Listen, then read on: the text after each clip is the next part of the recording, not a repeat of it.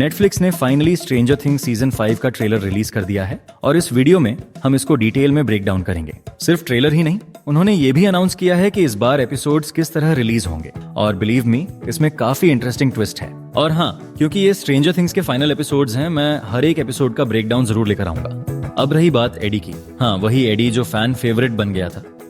अब एडी को वापस स्ट्रेंजर थिंग्स में देख पाओ या नहीं, लेकिन एमसीयू में अपकमिंग फैंटास्टिक 4 मूवी में वो जरूर नजर आएगा। और अगर तुम चैनल पर नए हो तो सब्सक्राइब जरूर करना ताकि कोई एपिसोड मिस ना हो। अब बात करते हैं एपिसोड्स की रिलीज शेड्यूल की। नेटफ्लिक्स सीजन 5 को 3 हिस्सों में डिवाइड करके रिलीज करने वाला है। वॉल्यूम 1, इसमें 4 एपिसोड्स होंगे और ये रिलीज होंगे 26 नवंबर को, यानी थैंक्सगिविंग के आसपास। वॉल्यूम 2, इसमें 3 एपिसोड्स होंगे और ये ड्रॉप होंगे क्रिसमस के टाइम। और फिर एक सिंगल फाइनल एपिसोड रिलीज किया जाएगा न्यू ईयर्स ईव पर, यानी साल का आखिरी दिन। आयरनी देखो, नेटफ्लिक्स ने ट्रेडिशनल टीवी मॉडल को तोड़कर बिंज वॉचिंग कल्चर शुरू किया और अब खुद ही उसे रिवर्स करने की कोशिश कर रहा है। मतलब पहले सब कुछ एक साथ रिलीज करते थे, अब रियलाइज हो रहा है कि वीकली रिलीज का भी अपना थ्रिल होता है। अब बात करते हैं ऑफिशियल सिनॉप्सिस की। सीजन 5 की कहानी सेट है फॉल ऑफ 1987 में, जब हॉकिंस पूरी तरह से रिफ्ट्स की वजह से तबाह हो चुका है, जैसा हमने सीजन 4 के एंड में देखा था। ट्रेलर की शुरुआत में यही विजुअल्स देखने को मिलते हैं, यानी पूरा शहर कैओस में डूबा है। हमारे हीरोज अब एक ही गोल के लिए यूनाइटेड हैं, वेक्ना को ढूंढना और मारना। लेकिन प्रॉब्लम ये है कि वो कहीं गायब हो गया है। उसका लोकेशन और उसके प्लान्स दोनों ही अननोन हैं, जो मिशन को और भी कॉम्प्लिकेटेड बना देता है। गवर्नमेंट ने हॉकिंस को मिलिट्री क्वारंटीन में डाल दिया है और 11 की तलाश और तेज कर दी है, जिस वजह से उसे एक बार फिर हाइडिंग में जाना पड़ रहा है। और यही वो जगह है जहां शायद लिंडा हैमिल्टन का कैरेक्टर आता है, जो शायद किसी गवर्नमेंट या मिलिट्री एजेंसी से जुड़ी हो सकती है। वैसे ट्रेलर में वो क्लियरली नजर नहीं आती, लेकिन ऐसा लगता है जैसे वो उन बिग गवर्नमेंट सीन्स के बैकग्राउंड में कहीं हो सकती है। सिनॉप्सिस में ये भी मेंशन है कि जैसे जैसे विल की डिसअपीयरेंस एनिवर्सरी करीब आती है, एक भारी सी टेंशन टाउन पर छा जाती है। हो सकता है कि यही एनिवर्सरी वाला दिन फाइनल एपिसोड का मेन इवेंट हो। The final battle is looming, और साथ ही एक और बड़ी डार्कनेस जो अब तक की किसी भी थ्रेट से ज्यादा डेंजरस होगी। इस नाइटमेयर को एंड करने के लिए उन्हें पूरी टीम यानी द पार्टी को एक साथ आना पड़ेगा, लिटरली एक साथ। जैसे पहले के सीजन्स में हम देखते थे कि ग्रुप कई हिस्सों में बंट जाता था, अलग अलग मिशंस, अलग अलग प्लेसेस। सीजन 4 के एंड में सबको वापस हॉकिंस लाया गया और सीजन 5 में ऐसा लगता है कि फाइनल बैटल में सब लिटरली साथ खड़े होंगे। साथ ही मिलिट्री और वेक्ना के फोर्सेस के बीच सीधी टक्कर भी देखने को मिलेगी। रिफ्ट्स के जरिए वो रियल वर्ल्ड में घुसने की कोशिश कर रहा है। अब आते हैं सीजन 5 ट्रेलर की एक्चुअल फुटेज पर। ट्रेलर की शुरुआत होती है जॉइस और विल की बातचीत से। वो उसी दिन की बात कर रहे हैं जब विल सीजन 1 में गायब हुआ था। याद है अपसाइड डाउन में सारे क्लॉक्स उस दिन की डेट पर फ्रीज हो गए थे। विल कहता है कि उसे उस दिन की कुछ बातें याद हैं। ट्रेलर में पास्ट के कुछ इमोशनल और आइकॉनिक मोमेंट्स दिखाए जाते हैं सीजन 1 से लेकर सीजन 4 तक, और फिर मिलते हैं कुछ नए सीजन 5 के ग्लिम्पसेस। वॉइस ओवर में जब जॉइस कहती है the thing that came for you, वो बात कर रही होती है वेक्ना की। पर अब तक ये रिवील नहीं हुआ कि वेक्ना ने विल को ही क्यों चुना। ये मिस्ट्री अभी तक अनसॉल्व्ड है और मेकर्स ने खुद टीज किया है कि सीजन 5 में हमें इसका आंसर मिलेगा।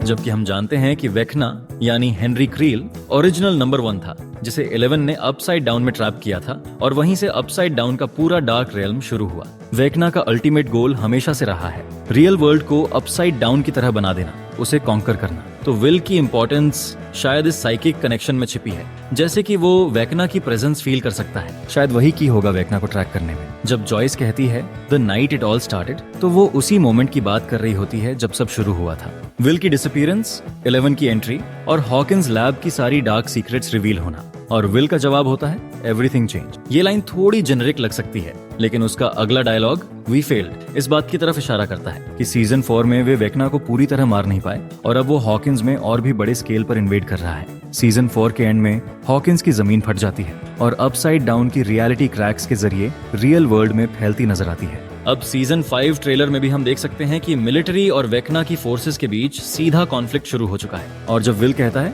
We need to be ready, तो वो सीधा सिग्नल है फाइनल फाइट के लिए प्रिपेयर होने का। वेक्ना वापस आ चुका है, लेकिन अब की बार उसका गोल हॉकिंस से भी बड़ा लग रहा है।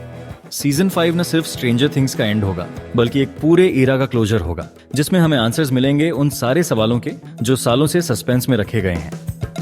लगता है जैसे ये कॉन्वर्सेशन सीजन के बिल्कुल शुरुआत में हो रही है, यानी एपिसोड 1 की बिगिनिंग में। अब जो शॉट दिखता है उसमें जॉइस प्रोटेक्ट कर रही है किसी को, शायद विल, साथ में रॉबिन भी हो सकती है, कंफर्म नहीं है। जो पर्सन विल के पास खड़ा है पर्पल में, उसका फेस क्लियरली नहीं दिख रहा, और जो प्लेटफॉर्म के ऊपर खड़ा है उसका सिर ही नहीं दिख रहा। तो आइडेंटिफाई करना मुश्किल है। पूरा सीन एक बान के अंदर का लग रहा है और बाहर कोई जोर जोर से दरवाजा पीट रहा है। ये हो सकता है वेक्ना या कोई डेमोगोर्गोन या डेमोबैट या डेमोडॉग, यानी कुछ तो खतरनाक आ रहा है। एक शॉट में हमें कैरन दिखाई देती है हॉली व्हीलर को पकड़कर, और एपिसोड 2 का नाम है द वैनिशिंग ईपी, तो शायद ये हॉली व्हीलर के गायब होने की कहानी होगी। फिर एक इमोशनल सीन में हम देखते हैं लूकस को मैक्स के साथ, जो अब भी हॉस्पिटल बेड में है सीजन 4 से कोमा में ही। तो ये सीन भी सीजन के शुरुआती पार्ट का लग रहा है। मैक्स के सिर के ऊपर किसी ने एक ड्राइंग भी टेप की हुई है, देखकर इमोशनल फील आता है। साथ में उसके लिए एक बूम बॉक्स भी लाया गया है ताकि वो फिर से कुछ सॉन्ग सुन सके, लाइक केट बुश।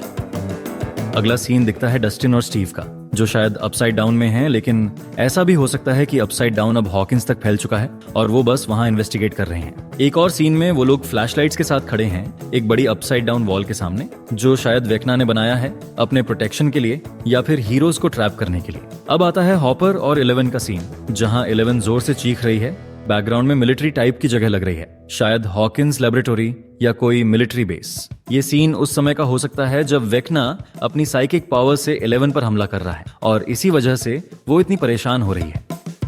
माइक का एक और सीन है जहां वो कुछ नए बच्चों को प्रोटेक्ट करता दिखता है। शायद ये बच्चे वो हैं जिन्हें हमने पहले कम देखा है या फिर अब बड़े हो चुके हैं। सीन से लगता है कि उन्हें किसी डेमोगोर्गन या डीमोडॉग से खतरा है। बैकग्राउंड में कोई इंसान सड़क पर गिरा पड़ा है, या तो बेहोश है या मर चुका है, और मिलिट्री ने हॉकिंस के अंदर जो रिफ्ट्स हैं उन्हें लिटरली कवर कर रखा है, लेकिन ये उनको ज्यादा देर तक रोक नहीं पाएगा। जैसा सिनॉप्सिस ने बताया था, गवर्नमेंट ने हॉकिंस को पूरी तरह क्वारंटीन कर दिया है, यानी ना कोई बाहर जा सकता है ना अंदर आ सकता है। टीजर का एंड होता है विल के एक इंटेंस सीन पर, जहां वो सबको चिल्लाकर कह रहा है रन। लगता है वेक्ना या उसके कोई फोर्सेस जैसे डेमोगोर्गन्स या बैट्स आ रहे हैं, और विल को अपनी साइकिक कनेक्शन की वजह से इसका पता चल गया है। उसे एक तरह का सिक्स्थ सेंस है जो डेंजर आने से पहले अलर्ट करता है। अब कमेंट्स में जरूर बताना अगर तुमने ट्रेलर में कोई नया फुटेज या ईस्टर एग नोटिस किया हो जो शायद वीडियो में डिस्कस नहीं किया गया।